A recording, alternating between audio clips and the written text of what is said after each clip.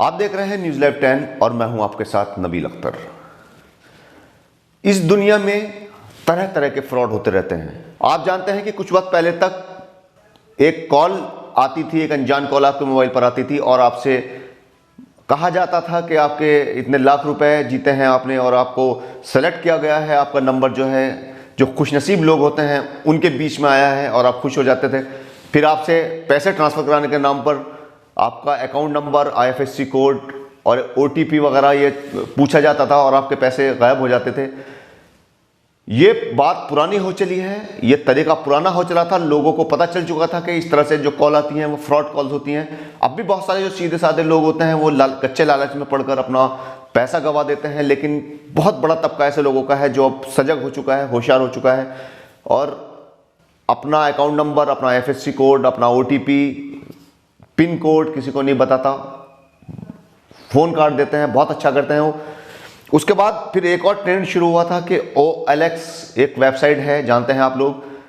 जो लोग नहीं जानते हैं उनको मैं बता देता हूँ, समझा देता हूँ कि उस पर बहुत शानदार शानदार गाड़ियाँ, 2 व्हीलर 4 व्हीलर बहुत सस्ते दामों पर बेचने के लिए कि भाई हम अपनी गाड़ी बेच रहे हैं, तो उस पर एक नंबर दिया होता था।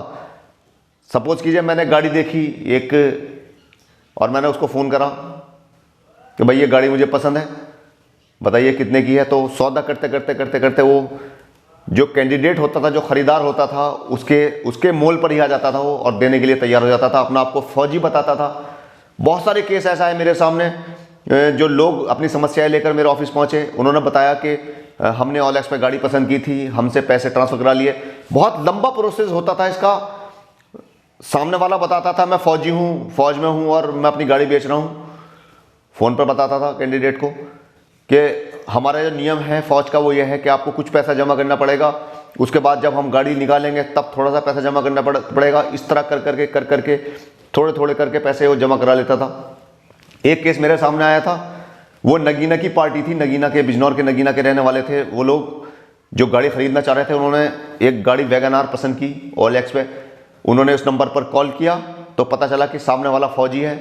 उसने अपना आपको वेल एजुकेटेड बताया और बड़ी अच्छी बातचीत, उसकी लच्छेदार बातचीत होती है। फ्रॉड जितने होते हैं, 420 जितने होते हैं, उन्होंने उसको उलझाया इस पार्टी को, जो नगीने की पार्टी थी, और उनसे बताया कि भाई इतने में 80,000 रुपये में गाड़ी तय हो गई। 1,80,000 में, सॉरी 1,80,000 में वो गाड़ी तय हो गई। बहुत अच्छी गाड़ी थी, बिल्कुल नई कंडीशन में। अब उस फौजी ने उस नगीने की पार्टी को बताया कि जो हमारी फ़ौज है उसके नियम ये बताते हैं कि आपको जो है 20% एक्स्ट्रा पहले जमा करना पड़ेगा, उसके बाद ही गाड़ी निकल पाएगी। तो उन्होंने उसके फौजी के अकाउंट में 20% 1,80,000 का डलवा दिया। फिर उसके बाद 1-1.5 घंटे के बाद फिर उस फौजी का फ़ोन आया और उन्होंने कहा कि भाई हम यहाँ से निकल चुके हैं, एयरपोर्ट पे आ गए हैं, नियम कहता है कि इतने पैसे और आपको डालने पड़ेंगे। इस तरह करते करते करते करते 1,20,000 रुपये उसने अपने खाते में डलवा लिए। और उसके बाद वो बिजनौर पहुँचा। बिजनौर पहुँचने के बाद जो पेट्रोल पंप है नगीना रोड पर, बिजनौर के अंदर जो पेट्रोल पंप है, वहाँ पहुँच गया चौधरी होंडा से पहले। और उसने बताया कि अब नगीने वाली पार्टी भी समझ चुकी थी तब तक कि हमारे साथ फ्रॉड हो चुका है या होने वाला है, लेकिन फिर भी चूंकि उनका पैसा फंस चुका था तो वो सोच रहा था हो सकता है भाई फेक ना हो, सही हो बंदा, और गाड़ी लिया है। उसने आके लास्ट कॉल जो करी वो बिजनौर में करी और ये कहा कि मैं यहाँ नगीना रोड पर खड़ा हूँ, आपके 20,000 रुपये रह गए हैं, वो और डलवा दीजिए तो मैं आपको गाड़ी ये पहुँचवा दूंगा। इतना धोखा खाने के बाद भी उन्होंने फिर यकीन किया, लेकिन उन्होंने उनसे सवाल पूछा, हम आप पर कैसे यकीन कर लें कि आप बिजनौर में हैं, कोई प्रूफ दीजिए कि आप बिजनौर में आ गए हैं। उन्होंने बताया कि उस फ्रॉड ने बताया कि मैं इस वक्त पेट्रोल पंप पे हूँ और मेरे सामने एक बियर बार है, उसके बाहर एक बेरी खड़ी है, बहुत बड़ा पेड़ है बेरी का। तो नगीने वाली पार्टी बोली कि भाई अगर आप वहाँ पे हैं बिजनौर में तो फ़ोटो खींच के भेजिए उस जगह का जहाँ पे आप हैं। बहुत चालाकी से काम लिया नगीने की पार्टी ने भी, लेकिन वो उससे ज़्यादा चालाक था। उसने वहाँ का फ़ोटो उनको भेजा व्हाट्सएप पे, तो उन्होंने देखा वाकई यार बिजनौर की जगह है, इसका मतलब वो बिजनौर आ चुका है। उन्होंने वो 20,000 रुपये भी उसके अकाउंट में ट्रांसफ़र कर दिए। ठीक है, अब उसका फ़ोन स्विच ऑफ।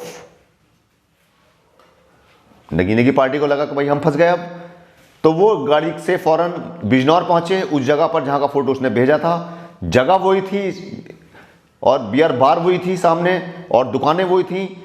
सिर्फ फर्क यह था कि जो बेरी का पेड़ उसके अंदर दिखाई दे रहा था, वो बेरी का पेड़ वहां पर सूखा हुआ था, सूखा हुआ खड़ा था।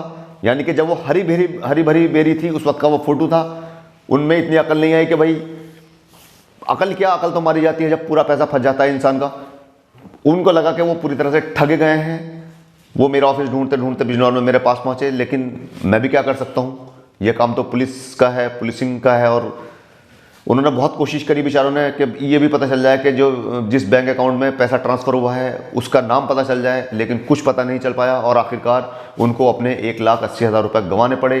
तो इस तरह के फ्रॉड भी पुराने हो चुके हैं। अब मैं जो आपसे फ्रॉड शेयर करने जा रहा हूँ बिल्कुल लेटेस्ट फ्रॉड।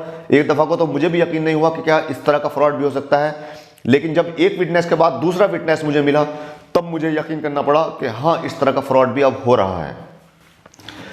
दोस्तों, कुछ दिनों पहले मैं मुजफ्फरनगर एक पार्टी में गया था, तो वहाँ मुझे एक साहब मिले। उन्होंने मुझसे बताया, मेरी पहचान के थे, उन्होंने मुझसे बताया कि यार मेरे साथ एक फ़्रॉड हो गया है।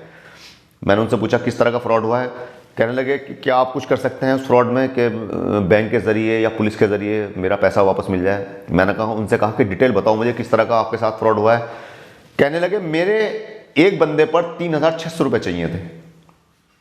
उसने सामान कुछ उधार लिया था, तो मेरे ध्यान था कि उसको ऊपर 3,600 रुपये मेरे चाहिए हैं। एक बार एक फ़ोन आया, उसने अपने आप को बताया कि मुझे उन्होंने आपका नंबर दिया है और क्या आपके 3,600 रुपये उनको ऊपर चाहिए। मैंने कहा हाँ भाई चाहिए। तो उन्होंने कहा कि मैं आपके पैसे ट्रांसफ़र करा रहा हूँ, मैं भी उनका कर्जदार हूँ। उन्होंने कहा है कि मैं उनको पैसे ना दे के आपको दे दूँ, तो क्या आप पेटीएम चलाते हैं? तो जो मेरे मिलने वाले थे उन्होंने कहा हाँ मैं पेटीएम चलाता हूँ। बोले क्या इसी नंबर पर चल रहा है? हाँ इसी नंबर पर चल रहा है। तो कहने लगे ठीक है आप लाइन पर बन रही है, मैं आपका पैसा आपके पेटीएम पर ट्रांसफ़र करता हूँ। उन्होंने लाइन पर बना रहा, फ़ोन नहीं काटा। थोड़ी देर के बाद 2-3 मिनट के बाद फिर उनका फ़ोन, उन्होंने कहा कि हेलो, हाँ भाई वो पैसा पहुँच गया क्या? तो उन्होंने कहा सही है मैं चेक कर बताता हूँ। उन्होंने चेक किया, बोले नहीं अभी नहीं पहुँचा। बोले आप लाइन पर रहिए मैं ट्रांसफ़र करता हूँ, फ़ोन मत काटिएगा। अब उन्होंने फ़ोन नहीं काटा, वो लाइन चलती रही। कुछ देर के बाद उनके पास मैसेज आता है बैंक का कि 30,000 रुपये एक उनके डेबिट हो गए और 15,000 रुपये एक डेबिट हो गए, यानी कि 45,000 रुपये उनके अकाउंट से साफ हो गए। फ़ोन उधर से डिस्कनेक्ट हो गया दूसरी तरफ से। अब उन्होंने कहा यार ये पैसे कैसे कट गए? उन्होंने उस नंबर पर कॉल की तो उसने रिसीव किया, ऐसा नहीं था। अब चोर भी बड़े ढीठ हो गए हैं, जो 420 लोग हैं जो बेईमान हैं वो भी बड़े ढीठ हो गए हैं। उनको ना कानून का खौफ ना पुलिस का खौफ, और उनको पता ही है कि हमारी बैंकिंग प्रणाली कैसी है। अब उसने फ़ोन रिसीव किया, उसने कहा भाई पैसे तो पहुंचे नहीं यार, मेरे 45,000 रुपये और 15,000 एक, 30,000 रुपये एक, 45,000 रुपये और चले गए मेरे। तो उसने कहा कि हाँ चले गए, मैंने निकाल लिए। बोले भाई कैसे निकाल लिए? बोले मेरे पास टेक्निक है, मैंने बात करते करते तुम्हारे अकाउंट में से पैसे ले लिए, जब इसी नंबर पे पेटीएम था। बोले मैं तुम्हारी पुलिस कंप्लेन, अब कर क्या सकता है आदमी, पता नहीं कौन है सामने वाला। बोले मैं तुम्हारी पुलिस कंप्लेन करूंगा। बोले कर दे पुलिस कंप्लेन, क्या तू मुख्यमंत्री के प्रधानमंत्री के पास कंप्लेन कर दे, मेरी कुछ भी नहीं कर पाएगा तू मेरा। और उसके बाद उनका कहना था कि अभी तक उसका स्विच ऑन है, स्विच ऑफ नहीं हुआ है। और उसने कहा कि जो तुमसे हो सकता है कर लो, तुम्हारा पैसा वापस नहीं आएगा, पैसा मेरे पास आ चुका है। उसके बाद वो बंदा पुलिस में गया, पुलिस में FIR कराई, बैंक गया, बैंक वालों ने भी कुछ डिटेल देने से मना कर दिया कि इतने पुलिस को हम डिटेल देते हैं, आपको डिटेल नहीं दे पाएंगे। उसके बाद थक हार के वो चक्कर लगा के थानों के और कचहरी के बैठ गया, चुप हो गया बेचारा।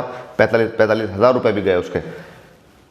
मुझे यकीन नहीं आया उनकी बात का, क्या इस तरह से भी फ्रॉड हो सकता है कि फ़ोन करते करते आदमी का पैसे अकाउंट से गायब हो जाए।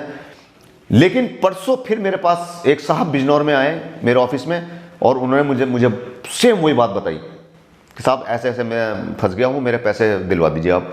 मैंने भाई क्या हुआ आपके साथ? बोले ऐसे ऐसे फ़ोन आई, कॉल आई, और उसने कहा कि अब लाइन पर रहना, गूगल पे क्या इसी नंबर पर चलाते हैं? मैंने कहा हाँ चलाता हूँ। बोले लाइन पर रहना, फ़ोन मत काटना, मैं पैसे ट्रांसफ़र कर रहा हूँ। बोले मेरे पैसे कट गए, मेरे पैसे लुट गए, मैं लुट गया 20,000 रुपये, 20,000 रुपये डेबिट हो गए उसके खाते से। और जिसके ऊपर पैसे चाहिए थे उन्होंने उनको फ़ोन किया कि भाई क्या आपने किसी से फ़ोन कराया था? बोले मैंने तो किसी से फ़ोन नहीं कराया। तो एक बड़ा सवाल ये है कि आखिर नंबर इन लोगों के पास कहाँ से आते हैं? ये कैसे पता चलता है कि इसके ऊपर पैसे चाहिए नहीं चाहिए?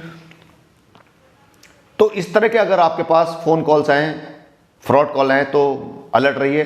कल एक टेम्पो चालक मेरे पास आए, उन्होंने मुझसे बिल्कुल सेम ये बात शेयर करी कि साहब मेरे पास एक साहब का एक फ़ोन आया और वो मुझसे कहने लगे साहब आपने लॉटरी जीती है और आपके हम पैसे ट्रांसफ़र कराना है, लेकिन कुछ चार्ज आएगा, तो आप चार्ज ट्रांसफ़र करा दीजिए। तो बोले मैंने कहा कि भाई मेरे पास तो पैसे नहीं है, आप पैसे भेज दिए, उसी में से मैं आपको काट के दे देना मुझे, उसमें से पैसे काट लीजिए जो मेरा इनाम निकला है। उन्होंने फिर किसी लड़की को फ़ोन दे दिया, अब वो लड़की ने उनको बातों में उलझाए रखा। तो मैंने उनसे कहा भाई ऐसा तो नहीं कि पैसे गायब हो गए हो तुम्हारी, जब तुम इतनी देर तक बातों में उलझे रहे। तो बेचारे कल बहुत परेशान रहे, बैंक में चक्कर लगाते रहे। बहरहाल वो दोबारा मेरे पास नहीं आए जिससे मुझे पता चल पाए कि उनके वो लुटे हैं या नहीं लुटे हैं। तो इस तरह के कॉल से भी होशियार रहे। मेरी आपसे विनती है, मैं अपील करता हूं, आपको अवेयर करता हूं, आपको अलर्ट करता हूं कि अगर कोई आपका पैसा किसी के ऊपर चाहिए है और वो इस तरह से कहीं से कॉल आती है कि फलां का पैसा मैं आपको पेमेंट कर रहा हूं और आप लाइन पर बन रही है और आपका पेटीएम और गूगल पे उसी नंबर पर चल रहा हो, तो मैं आपको अवेयर कर रहा हूं, सावधान कर रहा हूं कि ऐसी कॉल से बचें। लगातार उस नंबर से बात ना करें, फ़ोन काट दें, चाहे दूसरे नंबर से फिर उसको कॉल मिला लें, लेकिन जिससे आपका नंबर कनेक्ट है उस नंबर पर लगातार इतनी लंबी बात ना करें, वरना हो सकता है कि आपको भी नुकसान का सामना करना पड़े। कोई बैंक, कोई पुलिस आपके काम नहीं आएगी। लूट चुके होंगे, पिट चुके होंगे आप, और शर्मिंदगी की वजह से किसी को बता भी नहीं पाएंगे, कहीं कहीं आपकी जगह सही ना हो। तो इसलिए अलर्ट रहिए और अपना आपको सेफ रखिए, सुरक्षित रहिए, खुश रहिए। इसी तरह की आगे की वीडियो के लिए मैं आपको बनाकर लाता रहूँगा वीडियो और आपको अलर्ट करता रहूँगा। खुशहाल ज़िंदगी जीजिए। जितना टेक्निक हमारी आगे बढ़ रही है उतने ज़्यादा फ्रॉड होते जा रहे हैं। किसी से अपना OTP पिन शेयर मत कीजिए। RBI भी मुस्तकिल ये एडवर्टाइजमेंट टीवी के ज़रिए आप तक पहुंचाता है, रेडियो के ज़रिए, टीवी के ज़रिए, कि अपना ATM पिन और ये किसी से अकाउंट नंबर शेयर मत कीजिए। बिल्कुल भी अलर्ट रहिए। चलिए आगे भी इसी तरह की वीडियो मैं आपके लिए लाता रहूँगा। शुक्रिया।